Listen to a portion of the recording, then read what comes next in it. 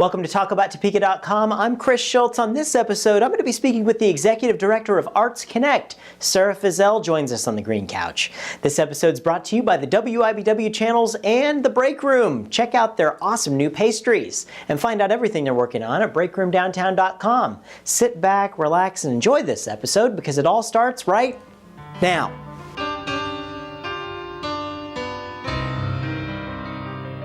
Well, my guest on the green couch today is the Executive Director of Arts Connect here in Topeka. It's Sarah Fizell. How are you doing, Sarah? I'm good. How are you? Great, great. Thanks for joining us. So I want to tell people out here, Arts Connect, tell us a little bit about the organization. Arts Connect is the umbrella nonprofit arts organization for the entire city of Topeka. We manage the publicity and coordination for the First Friday Art Walk, which covers everything from North Topeka to South Topeka, East and West. Mm-hmm. And we also have been working on the Topeka Mural project, which so far we have one mural painted in Oakland. Well, it's one wall with two murals on the one wall. And then we are awaiting news on a state grant that will hopefully provide matching dollars to do a lot of other murals across the city. Excellent. That's very cool. And I know one of the things a lot of people know Arts Connect for is the First Friday Art Walk. Right. Tell us a little bit about how that's going. The First Friday Art Walk is amazing. We have the new Arts District in North Topeka, and that has been a huge success. It's kind of, somebody said the other day they were down there, it was like Bourbon Street. I was like, oh. Minus the bourbon. Maybe, well, until... Well, they've got the bourbon coming back. Yeah, we'll get to the bourbon coming back. In North Topeka, there are gobs of new businesses and a lot of ability to park your car one time and walk from business to business, which is what I think makes that really attractive. Sure. They also have sort of later hours. So, I mean, you could ostensibly get there at 4 o'clock in the afternoon and stay till 2 a.m. If you really wanted to. But I think also that there are the other Art Walk businesses that have been there for years and years and years. I mean, Arts Connect is 6 years old. And there are a few galleries that have actually been doing a First Friday event since, I think they've been going on now 15, 20 years. Wow, have been doing a First Friday, and that's like the Topeka Art Guild and others like that. Southwind, Gary Blitch has been on the show before. Beecham's, those guys. Yeah. Those really established arts businesses here in Topeka that have been doing this for a very long time. We have thousands of people who art walk in the city every month, and you can find a map. We print a lot of them. They're available at most of the participating businesses, and that'll show you who's on the art walk and a little bit about where they're located. And then we also print the map in Topeka Magazine and in 785 Magazine. So you can find that map any of those places. Excellent. And what's the website for Arts Connect? It's artsconnecttopeka.org. All right, and we're going to flap that right on the screen right here so everybody can check it out and find out all about it. If you go to our website, there is a space where you can sign up for email blast alerts, which will give you, usually on the Wednesday or Thursday before the art walk, I send out an email that's all of the featured artwork. You know, because for print, you can't really put in what's the real nitty-gritty of who's got what where, but we do an e-blast that really helps you understand who's got featured gallery pieces and who's got hors d'oeuvres, who's got painting, who's got ceramics, who's got those things. Sure. I want to get back, obviously, to the bourbon for Bourbon Street. No, they used to give away wine, and there was some confusion and laws and all that needed to be worked out. And I know, right?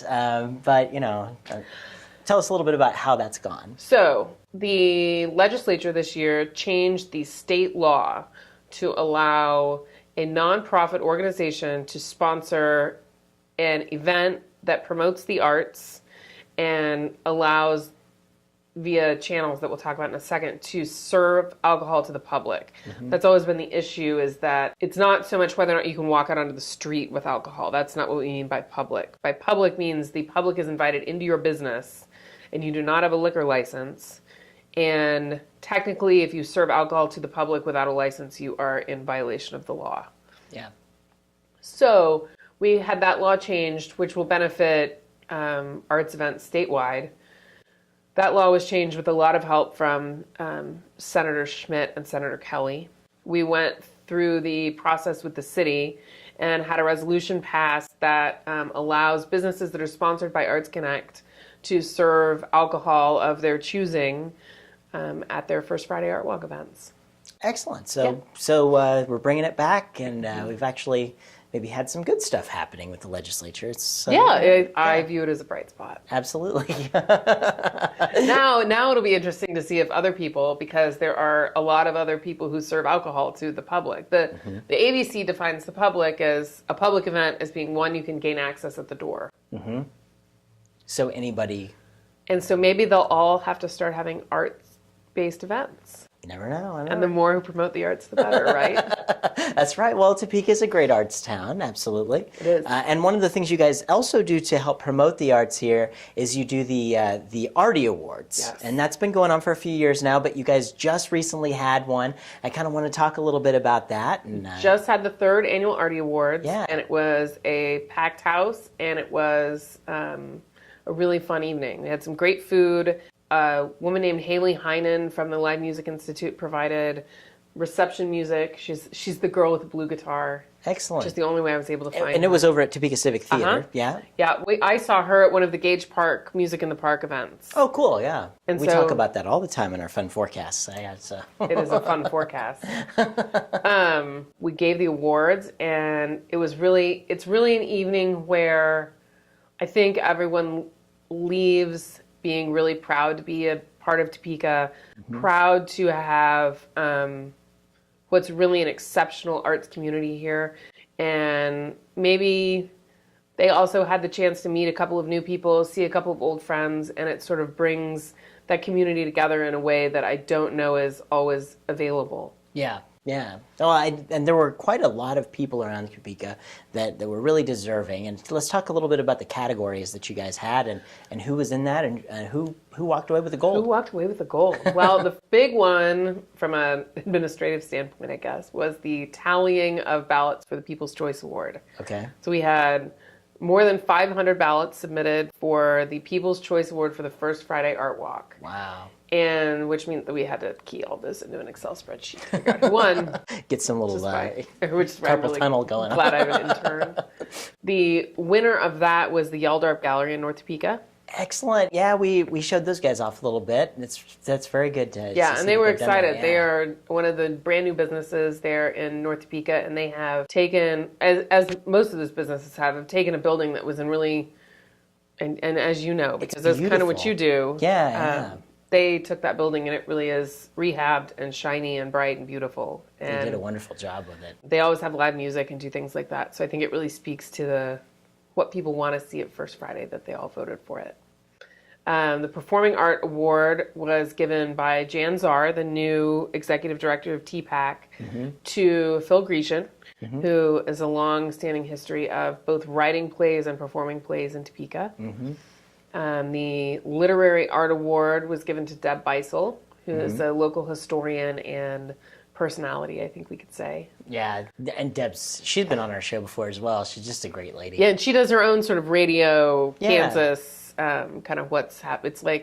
It's like Talk About Topeka, except Talk About Kansas. Talk About Kansas, yeah. Yeah, it's very cool. The Visual Art Award was given to Deginger's Foundry, which is a local foundry that I think is one of Topeka's well-kept secrets, where he's Tim Deginger and Janet Zobel. He's the sort of caster of metals, and she's sort of the artist that creates the things that get cast. And they work as a team and have been really involved in the Topeka High Walk of Fame out in front of the building and a lot of other things here in Topeka that I think they're sort of one of the unsung heroes of the arts community, I think. Yeah, I think it's good. You saw a trend when you saw this, and even the other folks that were up for these awards, that's got to be very tough to decide because there's so many wonderful things happening. Yeah. And it's great that you guys are shining a light, but even the people that didn't walk away with the gold, they all deserve some wonderful recognition. Well, that's why we thought it was really important. There was some debate, shall we say, over whether or not to do. In the past, they've given 12, 15 awards, and it's just been the awardee has been the only one announced. And we decided that it might be better to do some fewer awards, but still recognize those people who are nominated and make it a surprise. Because in the past, it's not spectacular, been a surprise. Even just to get the recognition of being nominated for that. How'd that process work? We asked for nominees from all over the city. We got almost 100 nominations. Wow. which was So really you had cool. to It was really narrow cool it all down. to read through them. And if you don't win this year, you stay in the nomination rounds for next year. So Excellent. if we get 100 more next year, we're going to have our work cut out for us. But once a nominee, always a nominee. And I think we probably have to give it a break if you actually win the award. I think so. We have the Liz Stratton Arts Patron Award, and it was given to Betty Sisk this year. And she's been a huge supporter of a lot of things artistic in Topeka.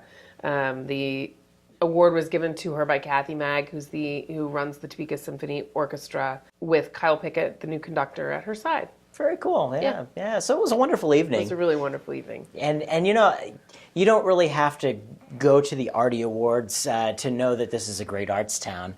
But it really is a wonderful thing that you're doing to help, give a little bit of notice for things that are happening, and also you're giving some recognition to folks that really they appreciate it, and they don't do it because they're searching out an award. Right. It's just a wonderful thing. It's one of the things that keeps the energy going, and it makes it an even better arts town. Yeah, and one of the things about the award is that it really recognizes people who are working as artists. Mm-hmm. There's the Patron Award that obviously is sort of in the volunteer around the arts category. Right. But for the most part, these are people who make their living that way, and who it's not easy to be an artist. And it's not easy to make your living that way. And so to have a place where they are, the Chamber of Commerce gives a lot of high fives to businesses all the time, but I don't think that the arts are really ever included in that. And not necessarily that they should be, but this is a place for them and a place for that recognition that I think is really important as we build support for the arts in this community. Absolutely. Well, I love the things you guys are doing, and I thank you so much for coming on the show. Unfortunately, I can't let you go until we do the Notorious Lightning Round. Oh my God. And that's certainly nothing to fear. What can I say? All right, this is where we're going to put 60 seconds on the clock. We're going to see what comes out of your mind here when I read these questions off to you. Ready to go? Okay. All right, 60 seconds, go. In your opinion, what was the greatest movie ever made? Goodfellas. Ooh, that is a good one. No one's ever said that, I don't think, either. I feel like I should drop the F-bomb now. Here's an F-bomb. Do you prefer Facebook or Twitter? Facebook. I knew it. Everybody likes Facebook. Where did you attend high school? Topeka High School. All right. Hoy, hoy, mighty Troy. If you could bring a dead celebrity back to life and ask them one question, who would it be and what would you ask? Dead celebrity. Mick Jagger's still alive. Robert Plant's still alive. Bob Dylan's still alive. Janis Joplin. Oh, that would be a good one. I would ask her whether she ever mixed anything with all that Jack Daniels. Probably not. Or just drank it straight. If you were a car, what kind of car would you be? A 68.5 Mustang. Ooh, good car. All right. Fastback. If you took a weekend staycation in Topeka, what would you do? Stay at the Ramada probably, or the Senate Suites. And we would go to the History Museum. And if we had the kids with us, maybe the Discovery Center. Very cool. And there'd be so much to do. I guess it's hard to narrow I guess it down. It would depend on whether or not it was the first Friday or not. Good answer. And of course, our time is all gone right now. But what's your favorite television show to watch every Tuesday night at 9:30 on MyTV? Talk about Topeka. Hey, there we go. Sarah, thank you so much for coming on the show. Thanks for having me, And good Chris. luck with everything you guys are doing with Arts Connect. Thank you. Yeah.